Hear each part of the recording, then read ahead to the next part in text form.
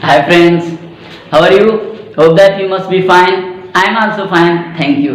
तो हाजिर आपका दोस्त बालम दास आपकी खिदमत में एक और बेहतरीन वीडियो लेक्चर के साथ। और आज की इस वीडियो लेक्चर में मैं आपको समझाऊंगा कि how to talk effectively in English.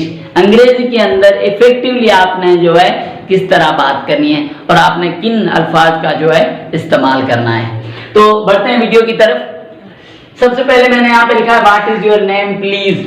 आप देखेंगे कि वैसे तो सिंपली अगर किसी से हम नाम दरियाफत करें तो उससे हम कहते हैं कि व्हाट इज योर नेम, आपका नाम क्या है। लेकिन ये जो सेंटेंस है व्हाट इज योर नेम, ये एक रूखा सेंटेंस है as far as I think. जहां तक मैं सोचता हूं ये एक रूखा सेंटेंस है। क्यों ना हम इस जुमले में वर्ड प्लीज का इजाफा कर दें, वर्ड प्लीज का। और मेरे ख्याल से कुछ जो अच्छी कंपनीज की किताबें हैं उनमें इस चीज का लिखा हुआ भी है, क्योंकि मैं एक टीचर हूं आपको पता है।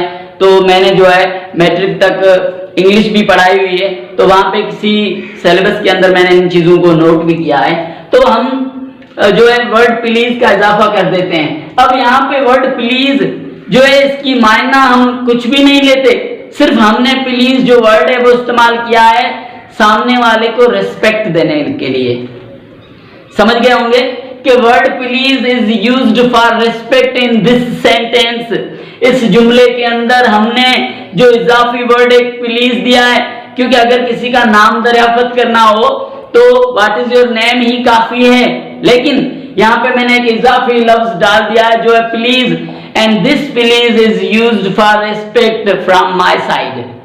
तो ये जो प्लीज है वो मैंने अपनी तरफ से इस्तेमाल किया है, और मैंने भी अच्छे अच्छे बुक्स में से सीखा है कि ये जो प्लीज है वो हमने रिस्पेक्ट के लिए इस्तेमाल किया है। What is your name please, आपका नाम क्या है। तो इस प्लीज से सामने वाले को हम रिस्पेक्ट दे रहे हैं, तो उस रिस्पेक्ट के बदले में वो भी हमें उसी तरह की जो है रिस्पेक्ट देगा। तो this please is used for respect in this sentence.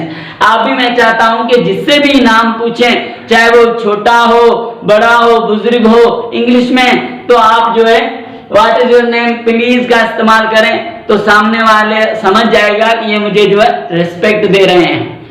तो बढ़ते हैं दूसरे सेंटेंस की तरफ। How are you sir. अब यहाँ पे भी सर ये लाजिम नहीं है कि सामने वाला आपका सर हो, और ये मुमकिन भी नहीं है। आप किसी रिक्शा वाले से, आप किसी रेडी वाले से, आप किसी शॉपकीपर से कोई सामान लेते या कुछ पूछते वक्त आप उनसे कह सकते हैं हाउ आर यू सर। तो इससे क्या है कि हमने वर्ड सर भी यहाँ पे रिस्पेक्ट के लिए इस्तेमाल किया है। यहाँ पे वर्ड सर का इस्तेमाल हमने रिस्पेक्ट के लिए किया है, क्योंकि रेडी वाला या रिक्शा वाला या शॉपकीपर आपका बॉस नहीं है जो आप उसे सर कह रहे हैं। लेकिन वर्ड सर जो है इज यूज्ड फॉर रिस्पेक्ट। अगर आप वर्ड सर रिक्शा वाले के लिए, रेडी वाले के लिए, शॉपकीपर के लिए इस्तेमाल करेंगे तो वो बेहतर महसूस करेगा और उसकी नजरों में आपकी रिस्पेक्ट और ज्यादा बढ़ेगी। वो समझ आएगा कि ही इज अ जेंटलमैन, ये एक अच्छा इंसान है।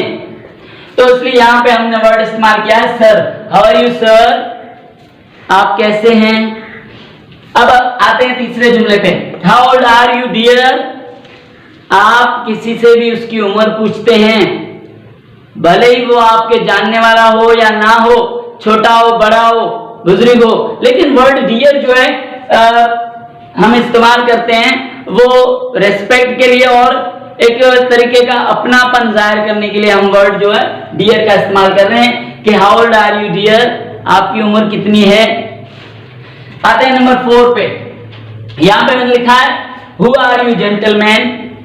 अगर हम किसी अनजान बंदे से मिलते हैं या हमारे इलाके में या हमारी फैक्ट्री में, हमारी मिल के अंदर या हमारे स्कूल के अंदर, हमारे अस्पताल के अंदर या हमारे गांव के अंदर, अगर हम किसी नए बंदे को देखते हैं और हम उसे नहीं जानते तो अच्छा है कि हम उससे पूछते वक्त इस तरह पूछें कि हु आर यू जेंटलमैन, आप जो हैं कौन हैं, आप अपना तारुफ कराएं कौन हैं। तो ये डियर और ये जेंटलमैन भी हमने जो है रेस्पेक्ट और अपनेपन के लिए इस्तेमाल किए हैं। इसी तरह इस जुमले में I am really very sorry for let my Lord. Suppose आप कहीं पे भी काम करते हैं, XYZ किसी भी फील्ड में आप काम करते हैं और आपको जाने में लेट हो गई है, तो आप उस जुमले के अंदर ये वर्ड्स इस्तेमाल करें कि I am really very sorry for let my Lord, के सर मुझे अफसोस है कि मुझे आने में थोड़ी देर हो गई है। तो ये जो वर्ड लॉर्ड है ये भी हमने रिस्पेक्ट के लिए इस्तेमाल किया है, अपने बॉस या अपना जो रहनुमा है जिसके पास हम काम कर रहे हैं। तो आज के बाद इस वीडियो लेक्चर में बताए हुए अल्फाज आप अपनी इंग्लिश लैंग्वेज रूटीन में इस्तेमाल करें। इंशाल्लाह आपको जो है जितनी इज्जत आप उनको देंगे उससे भी ज्यादा बदले में जो है इज्जत मिलेगी। तो उम्मीद है कि इस वीडियो लेक्चर में आपको बहुत कुछ सीखने को मिला होगा और इंशाल्लाह ऐसी वीडियोस में फ्यूचर में भी बनाता रहूंगा।